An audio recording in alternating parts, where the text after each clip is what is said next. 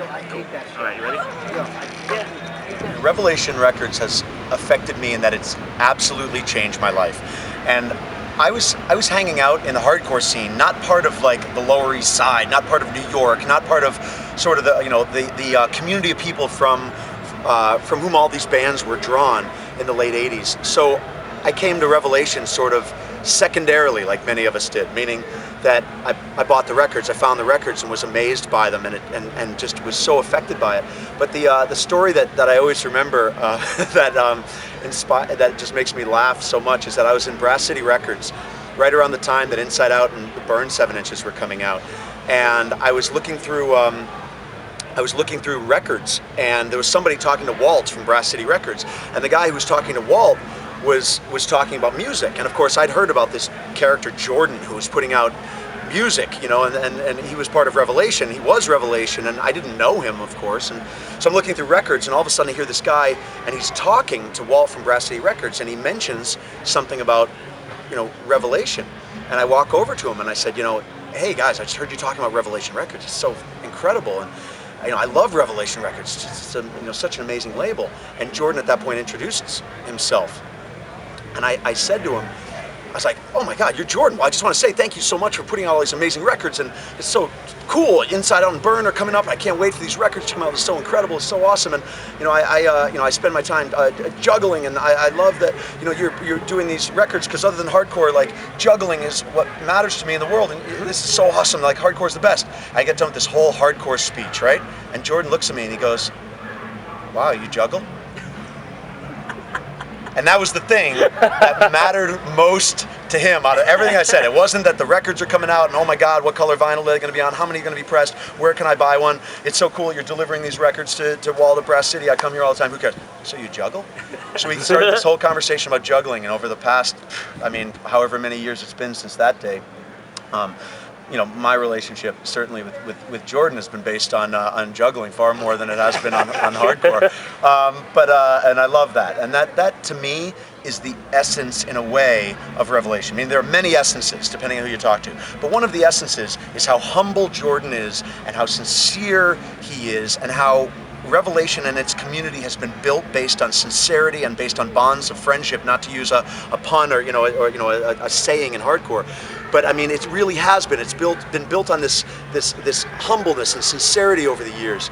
So to see all these people show up is incredible. Not just because it's grown so much over the years, but because realistically, all the people who are showing up here are sincere and good-hearted and here for all the right reasons too, which is why there's been no fights whatsoever this weekend, and everyone's here just to be excited and celebrate what Jordan and Ray and Purcell put together, so many years ago. So it's been amazing, and it's grown because things with integrity, things that have integrity and sincerity and honesty do in fact grow. We all gravitate toward those things in time, and that's why we've all gravitated here for the Rev 25 showcase. I would say if I had to pick my favorite Rev release over the years, that's so hard. I would say the record I listened to most was probably the Inside Out 7-inch. I think the Inside Out 7-inch years ago. Burn, huge, just immense. I think about all the bands that are playing here and just what an intense influence they were on me. Of course, Into Another was huge for me. And I just loved how original and interesting and passionate they were always. And just passionate about doing something different, I should say. But I would say if I had to pick one record that I listened to the most years ago, certainly it was the Inside Out 7-inch. That was just mind blowing. And the thing was that all those records actually I just named, Inside Out and Burn and Into Another, all had something very unique about them. Even Youth of Today, certainly, who we can reflect on as just a straight-edge hardcore band that was immense and amazing, was unique in terms of their sound and their ferocity and just their attack. And that was another, we're not in this alone. It's just forget about it. That record I just listen to all the time. But specifically with the Revelation releases that I listen to all the time, Inside Out 7-inch I think was the one. The first Rev band I listened to was probably Gorilla Biscuits. When I was like 16, I didn't really. I don't know, I just wanted to mosh. I listened to like metalcore. And I guarantee I said I didn't like Gorilla Biscuits without even listening to them. And then once I heard them, I saw that there was like a message that I could relate to. And then I found bands like Judge and Chain of Strength, and being straight edge and realizing that they had similar views as me, and it wasn't just weird mosh metal that I couldn't relate to at all. I don't know, kind of drew me in. Also, like later Rev bands like Down to Nothing and stuff like that were obvious bands that I loved. But yeah, I saw Gorilla Biscuits, I think it was 6 years ago when they did their reunion, and I don't know, that was pretty life-changing, I guess, as far as like hardcore shows. Because before then, I just went to like a lot of metalcore shows and stuff like that. And then Sound and Fury and like that Gorilla Biscuits show really like shoved me in the direction that I am now, and I don't know, going to hardcore shows, being into the type of music I'm into now.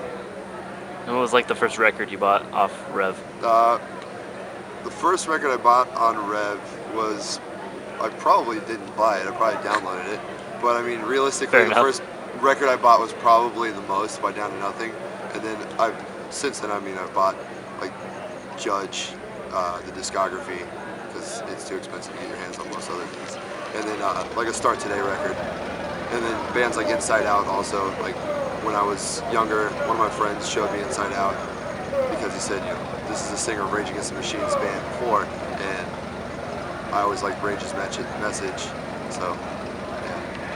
The thing is, I don't want to interrupt him, you know what I mean? Like, because I mean, how often does Toby and Arthur and Jordan get together to hang? But I mean, right? That's just the most ridiculous, tight-fisted conversation ever. So we just asked Greg his perspective and Oh, you've already asked him a question? we already asked him a question. So that's your turn. We need a new We question. need a new question. New question? All right. What's your favorite color? We'll start off with that one.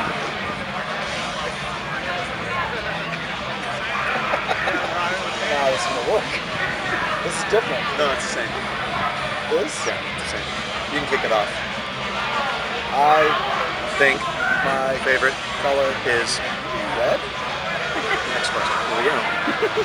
What does Revelation Records mean to you? It Is one amazing. label. Perfect. All right. All right. Last question. What does straight edge mean to you? Not, Drinking, not, smoking, not being a dick. head. Beautiful. Beautiful. This is the future of Beautiful. This is the future interviews with Hardcore collective interview of all time. Right there. When we do band interviews, we gotta do that like each person in the band's gotta say a word. That's going to be the end of the interview with Greg right there. Is he crying? That's That's the future. That is the Hey, future of interviews. beautiful. Rev is by far the biggest inspiration for me for starting a hardcore label. Ever since I got my first copy of Warzone Lower East Side Crew in the mail, I was like, this is the most epic shit in the fucking world. So like, I don't know, when Rev hit me up asking if they could distribute Triple B stuff, I was like, oh man, it was so cool.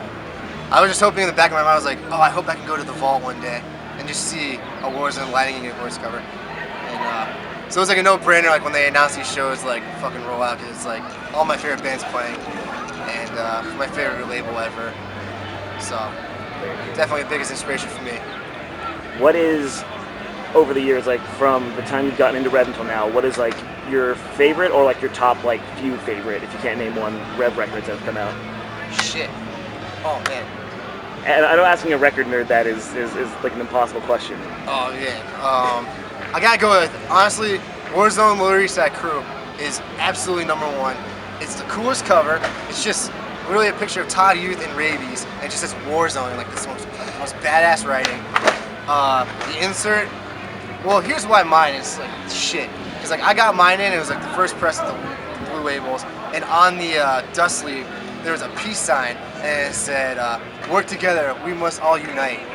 And like, and I don't know, it's like we are all equal. It's like the coolest shit ever, and I just couldn't help but think like, fucking Rabies did this shit. Oh my god, like this is so cool. Other than that, I gotta go with the Together comp. You got Warzone, Super Touch, GB, Youth of Today, just side by side, bold, best fucking bands. Again, cool layout. What the fuck else? Yeah, those are probably my top two. Chungking, just like just the novelty is like the coolest part. When I got that, I was like, never gonna let this thing leave my sight. You have one of the elusive copies. There's Oh. like what, 6 left in the world? 6. I heard there's like 6. There's I some don't know. ridiculous number of like there's like barely any left. I got mine in the fall of 2008. I was like 20 and I got mine. And actually, like my friend Ned was like, "You are the youngest person I think that has a Chungking in the world," which I was like, "Yes." I got that actually from the Drummer Foundation. He had it, and he knew I wanted it, and he was just like, "Buy me a MacBook, and you can have it." So I went to the Apple Store in Boston, bought a brand new MacBook. It came with a free iPod Touch, and I got the student discount with it, so it ended up being like $800. Best deal in the world. Yeah, nobody's allowed to like touch it when they're at my house. The only person I let touch it is Ned, and that's about it. Nobody's allowed to. I don't blame you. People can see, but they can't touch. I don't blame you. And those are probably cool. Oh, another cool one. I actually just got this about a month and a half ago. It's not like a Rev release, but Rev did it. The Youth of Today Batman stamp on orange. That's fucking cool because they just made those straight for toys. So Rev's coolest label ever, just all around. Everything they did was just the shit. Every band's awesome. Everything's like the best. So All right. thanks Rev for existing. What was your favorite band that's played so far this weekend? Or who do you think's had the best set? Best set? Reaction-wise, best reaction-wise was GV by far. They were awesome. They sounded great, but personally, I had an out-of-body experience when Into Another played. That shit was like fucking awesome. It was like next level. But apparently, I feel it's gonna change in about an hour when Quicksand hits the stage. Since apparently they're the secret guest. But yeah, Into Another, I'd say was. I'll go with Into Another. Very good. But every band's been fucking awesome. Shouts to In My Eyes. You guys are awesome too. Love you, Pete. What it is that we're doing here. He says, I don't know what you're talking about. When I got into hardcore, I was a confused young guy, and probably there's quite a few, at least one, in the audience. And it explained life to me in such a way that it was simple and made sense. So plan your stage dives carefully, but don't be one of those guys that gets caught in the middle of the song, in between songs by yourself and asking people to catch you. That's not a good look. Go for it. Just do it. This goes out to Jordan Cooper, who started Revelation Records and made all this shit possible.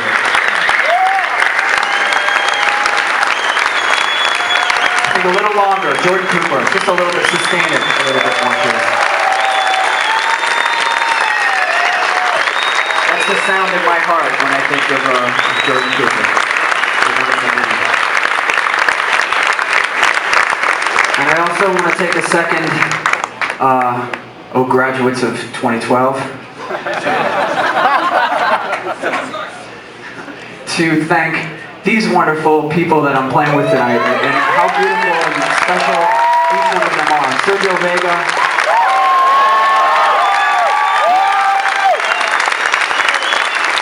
Alan Cage,